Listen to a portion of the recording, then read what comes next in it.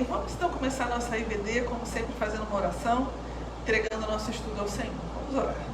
Senhor Deus, amado Pai, muito obrigado, Senhor, por este momento de oração, por este momento, Senhor, de EBD. Muito obrigado, Senhor, porque a Tua graça e a Tua misericórdia sempre estão ao nosso alcance, sempre estão, Senhor, estendidas sobre nós, Senhor, principalmente quando nos dispomos, Deus, a estudar a Tua palavra, compreender a Tua palavra, Senhor, meditar nela. Ser conosco, com cada um que está aqui fisicamente, com aqueles que acompanharam também, Senhor, pela internet. Obrigado por tudo, Senhor. Ser Deus, desde já te pedimos com o irmão Fontes, lá no hospital, para que ele, Senhor, se sinta fortalecido pelo Teu Espírito. Obrigado por tudo, em nome de Jesus. Amém e amém. Amém. Então, na aula passada, a gente conversou sobre a morte do Abraão e o legado, né, que o Abraão estava deixando. E agora a gente vai ver aqui os nascimentos dos netos do Abraão, né? Então Abraão teve 2 filhos, o Esaú, o Isaac, né? E primeiro teve o Ismael com Agar, o Isaac com Sara, e ele falece. No que ele falece, a história continua agora contando para nós sobre o Isaac com a Rebeca e o nascimento dos seus filhos. Então vamos lá, Gênesis 25, 19 vai dizer para nós: estas são as gerações de Isaac, filho de Abraão.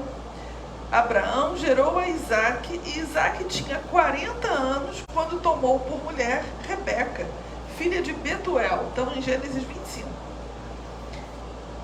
Arameu de Padã Arã, irmã de Labão, arameu. Ora, Isaac orou insistentemente ao Senhor por sua mulher, porque ela era estéril. E o Senhor ouviu suas orações, e Rebeca, sua mulher, concebeu. Olha só que coisa tremenda, né? Então a gente tem aqui o Isaac enfrentando a mesma luta que o seu pai. Porque o Abraão, ele também, né? A esposa dele também era estéril.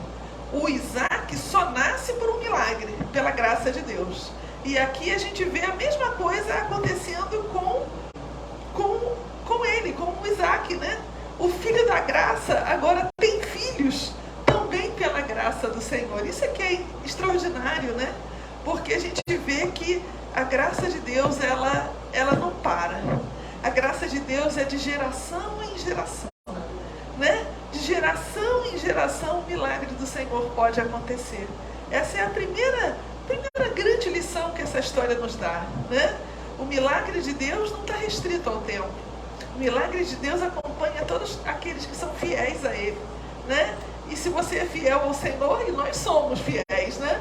Certamente é que o milagre de Deus irá nos acompanhar, né? Irá em cheio atender os nossos pedidos, e a gente vai se maravilhar mesmo com o Senhor.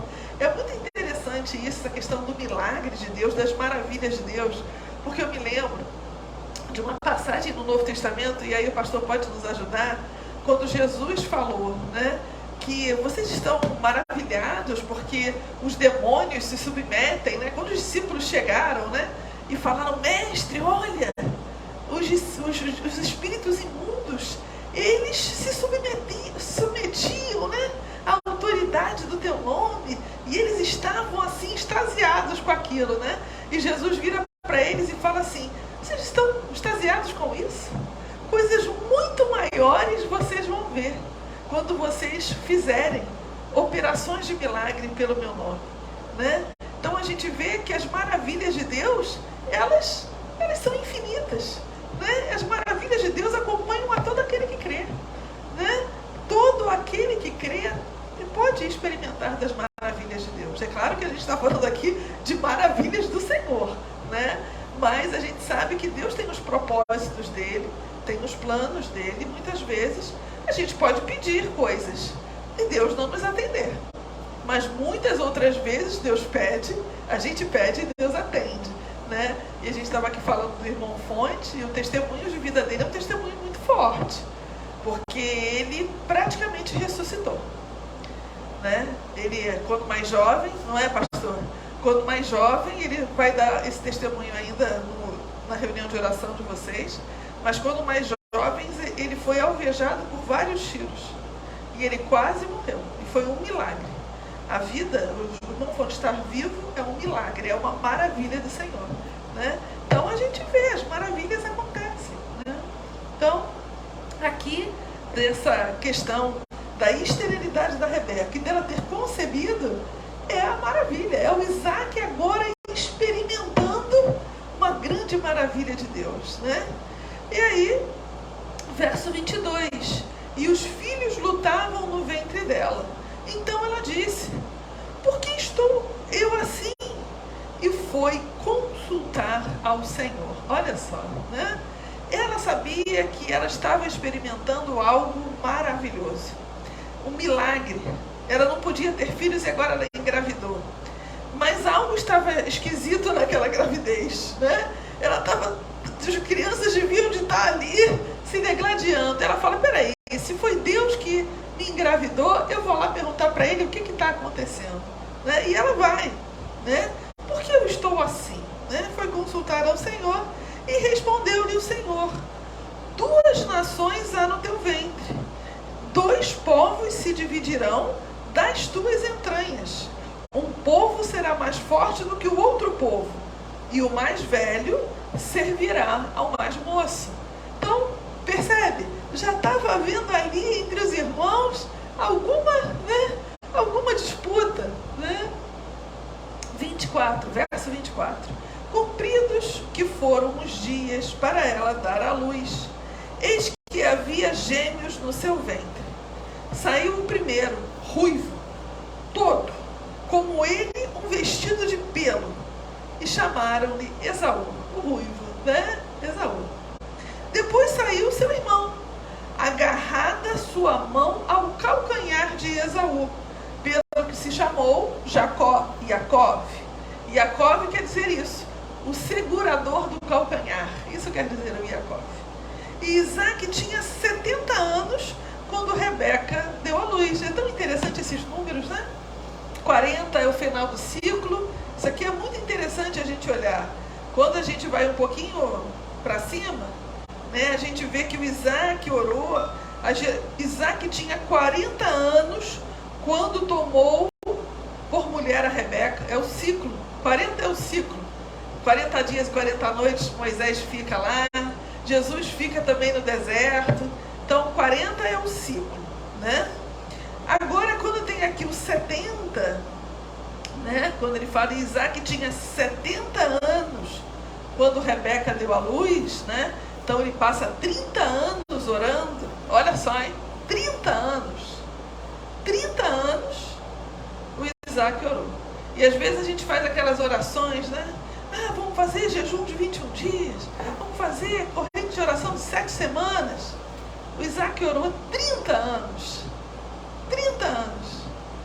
E certamente nesses anos que ele orou, uns ele devia estar super empolgado, mas nos outros ele devia estar, puxa vida, Senhor, estou velho, 70 anos é que ele foi ser pai, né? Ele devia estar bem oscilante, mas ele perseverou. Mesmo triste ele orava, mesmo feliz ele orava, né? E essa é a lição que a gente precisa aprender com Isaac, a segunda, né? Que precisamos perseverar.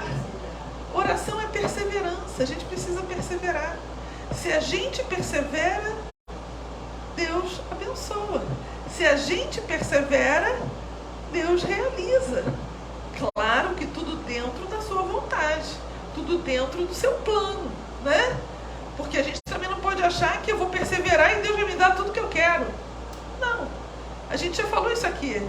Existe a vontade de Deus, perfeita e plena, e existe a vontade permissiva do Senhor, né? Então, às vezes, a gente vai orar e Deus vai falar não. Vamos orar 50 anos, Deus vai falar não, né? Mas o Isaac era uma questão de justiça, ele queria ter um filho. Para aquela sociedade, não ter filhos era terrível. Precisava ter filhos.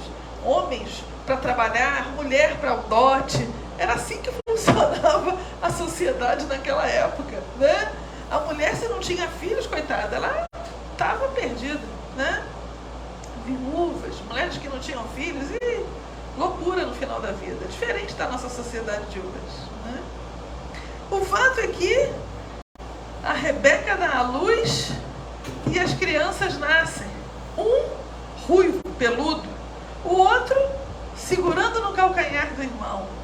Verso 29, né? Não vamos ler aqui não. Cresceram os meninos, verso 27. Cresceram os meninos. Esaú tornou-se perito caçador, homem do campo. Em hebraico, Esaú se tornou um tsaid. Um tsaid é uma pessoa que mata por prazer. Ele não era um perito caçador. Ele era uma pessoa que matava por prazer. Isso é um tsaid. Só existem dois tsaid na Bíblia. O Esaú e o Nimrod. Já ouviu falar do Nimrod? Não. Duas pessoas super legais. Então, esse era o Esaú, um tsaid. Uma pessoa que matava. Não, ele não matava aquele cordeiro porque ele precisava se alimentar. Ele matava porque ele tinha prazer em matar aquele cordeiro. Se era o homem do campo, o Esaú. Mas Jacó, ele era um homem sossegado e habitava em tendas.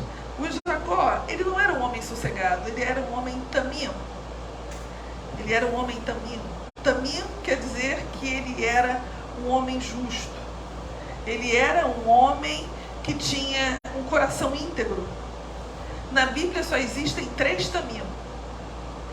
O Jacó, antes dele era o Noé. Noé foi um homem tamim e o Noé sobreviveu a uma grande catástrofe. O Jacó teve uma vida muito difícil, a gente vai ver. E ele é um sobrevivente também dessa vida difícil que ele teve. E o terceiro tamim é o Jó.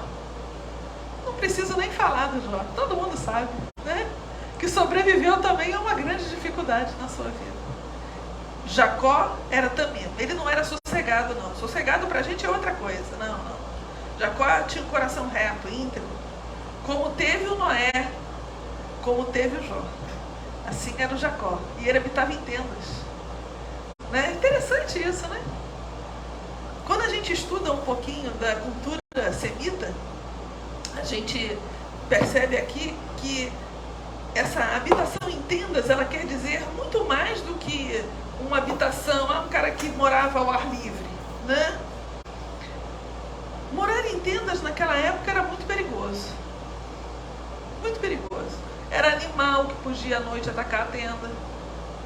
Eram ladrões que poderiam saquear a tenda.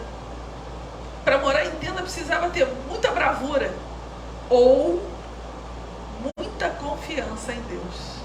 Muita dependência de Deus. Esse era o Jacó. Ele habitava em tendas porque ele confiava no Senhor. Porque ele era um homem justo, íntegro e reto. E Deus guardava a vida dele. E ele habitava em tendas. Dizem os rabinos que Jacó habitava em tendas porque ele gostava, de contemplar as estrelas para falar com o Senhor. Por isso é que ele habitava em tendas, né? Isaac amava Esaú, porque comia sua caça. Olha só, hein? O Isaac, ele amava o Esaú porque ele tinha vantagem em amar o Esaú. Ele comia caças gostosas. O filho gostava de matar, sabe? Estava sempre levando um cabritinho, um cordeirinho, uma cobra, alguma caça gostosa para o seu pai. Mas a Rebeca amava o Jacó. A Rebeca, né, amava o Jacó. E aí vamos dizer os rabinos, né, sobre a sensibilidade espiritual das mulheres, né, mais sensitivas. Ela olhava para o filho e falava: esse menino tem uma comunhão diferente com o Senhor. Verso 29. Jacó havia feito um guisado, enquanto Esaú chegou do campo muito cansado. E disse Esaú a Jacó: deixa-me, peço-te, comer desse guisado vermelho, porque estou muito cansado. E por isso se chamou Edom, vermelho, né? Ruivo, vermelho. sanguinário, tudo lembra. Por que o Jacó fazia um guisado vermelho? Uma sopa de lentilhas vermelhas? Por que não fez uma sopa de lentilhas marrons? Ou aquela cinzinha, né, que a gente come? Por que fez a vermelha? Aquela vermelha é boa pra caramba. Vou até comprar pra gente. Mas sabe por quê? Já viu já? Uma vermelhinha com isso. Então, mas existe um simbolismo especial. Come guisado vermelho aquele que está enlutado. O seu avô tinha morrido e ele não conheceu o avô. Por algum motivo, o Jacó ou estava no momento de rememorar ali os meses da morte do avô, os anos da morte do avô, né? Porque o Abraão tinha morrido, né? Então, o guisado vermelho aponta para isso. Aponta para o luto, para o enlutamento. Por algum motivo, Jacó estava de luto. Talvez por ser um momento ali, né, próximo da morte do seu avô, ou por ser, né, lembrar, né, do tempo da morte do avô, a data da morte do avô, né? E ele fez esse guisado. Chega o irmão e tô com fome, me dá um pouco aí. Nem fala, poxa, você está fazendo guisado vermelho? Ah, tá lembrando, né, da morte do vovô, né? Não, tá preocupado com ele. Esse é o Esaú, preocupado com ele. Verso 31, respondeu Jacó: vende-me primeiro o teu direito de primogenitura. Então replicou Esaú: eis que estou a ponto de morrer, logo para que me servirá o direito da primogenitura? Ah, tá bom, quer a primogenitura? Fica para você. E aí aqui é a pergunta, né? Mas por que o Esaú despreza a sua primogenitura? Por que o Jacó queria a primogenitura do irmão? Vai dizer a tradição judaica que pelas qualidades dos próprios irmãos. O Jacó era um homem tam, era um homem preocupado com a espiritualidade. O Esaú era um saíde, um homem preocupado com as coisas da carne e da materialidade. E o Jacó pensava assim: meu irmão é o primogênito e ele é mega materialista. Quando meu pai morrer, ele vai ser o chefe do clã. Como que o meu irmão vai nos elevar espiritualmente? Como que o meu irmão, esse homem tão material, que mata por prazer, pode ser o chefe religioso, espiritual do clã? Não pode. E aí é por isso que o Esaú, que o Jacó então fala para ele: vende-me primeiro a tua primogenitura. E o Esaú parece não se importar com isso. Ele vende, né? Ele vende. Ao que Jacó disse, ao que disse Jacó: jura-me primeiro. Então, ele já estava ali desconfiado do irmão, né? Primeiro você faz o negócio comigo, depois você come, né? Jacó deu a Esaú, jurou-lhe, pois, e vendeu o seu direito de primogenitura a Jacó. Jacó deu a Esaú pão e o guisado e lentilhas, e ele comeu e bebeu, e levantou-se, seguiu o seu caminho. Assim desprezou Esaú o seu direito de primogenitura. Que coisa, né? Que coisa. Muitas vezes a gente despreza as coisas do Senhor, né? E despreza por coisas mínimas, né? O Esaú não podia chegar em casa e comer? Não. Seu irmão já tinha feito. Vamos vender isso aqui. E isso é tão interessante porque o Esaú, na verdade o Jacó, ele chega e fala, né? Vende-me o direito da primogenitura. Por que ele fala isso? Porque era possível. A venda da primogenitura, isso é uma coisa importante, ela não era algo irreal. Não era algo que, oh meu Deus, como pode? Não, era algo comum. Era comum na sociedade a venda da primogenitura. Tanto é que se poderia resgatar a primogenitura. A primogenitura foi vendida, mas se o Esaú Esaú se arrependesse, ele poderia chegar e falar: Jacó, eu vendi para você, mas eu quero comprar ela de volta. E tinha negócio. Era normal isso acontecer.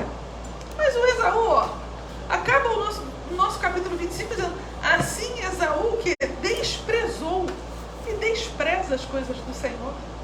Porque ele é ligado aonde? Aqui, na matéria. O Esaú é ligado nas coisas materiais. O Jacó é ligado nas coisas espirituais. A preocupação do Esaú é com o aqui e o agora. A preocupação do Jacó é com o que será. É com o futuro. É com as coisas de cima. Jacó mora em tendas. Esaú era um homem do campo, né? Era um homem da guerra. E aqui são muitas lições, né? A primeira a gente viu ali em cima, né? Os milagres do Senhor, eles acompanham, né? Geração em geração aqueles que creem. Deus ouve a oração, como ouviu a do Isaac. Orou 30 anos, mas Deus ouviu a oração dele, né? E ouviu abençoadamente, porque teve 2 filhos numa hora só, né? Teve 2 filhos, olha só, né? E um dos seus filhos, ele era um homem muito ligado nas coisas espirituais. Efetivamente, isso reflete na história do Jacó, que a gente vai começar a ver agora, né? Enquanto nós temos aqui um irmão que despreza as coisas do Senhor e está ligado no mundo material, nós temos um outro, um menor. O Jacó é o menor, é o caçula dos gêmeos, né? Está ligado nas coisas do Senhor e nas coisas espirituais. E é assim que a gente deve estar ligado. A gente deve ser, pasmem, como Jacó, ligado nas coisas espirituais. Eu sei que o Jacó tem uma tradição pesada, né? Quando a gente pensa no Jacó, a gente pensa logo em enganador, né? Mas eu acho que a gente precisa reler essa história e perceber que o Jacó, ele ficou mal falado, mas ele não é tão enganador assim quanto a gente popularmente fala. Começamos a ver aqui, né, que o Jacó, ele era um homem tão como Noé, como Jó. Amém? Perguntas? Não? Vamos encerrar aí. O Jacó, então a gente pode dizer que o Jacó é aquele cara que pega no pé, né? E ele queria pegar no pé de Deus, da bênção de Deus, né? Agora gostei. Acho que esse seria mais legal. É, isso aí. Pega no calcanhar, mas o cara que pega no calcanhar é aquele cara que quer grudar. Tanto é que quando ele tá naquele vale do Jaboque lá, né? Ele segura um anjo e tudo mais. Eu não quero deixar você, né, subir enquanto você não me der a sua bênção. Então ele tem esse desejo, né? Sim, Vamos orar então? Senhor Deus, amado Pai, muito obrigado, Senhor, pela meditação na Tua Palavra. Muito obrigado, Deus, porque ler a Tua Palavra é sempre aprender coisas novas. Ler a Tua Palavra é sempre fazer com que o Teu Espírito se mova em nós, para que a gente se movimente, Senhor, para Te adorar, Te louvar e querer Te conhecer mais intensamente. Muito obrigado, Senhor, porque a Tua Palavra é palavra de vida e de bênção para nós. E que seja assim toda vez que a gente abrir a Tua Palavra para ler. Que a Tua vida invada a nossa vida. Que a Tua bênção, Senhor, invada o nosso coração, a nossa mente.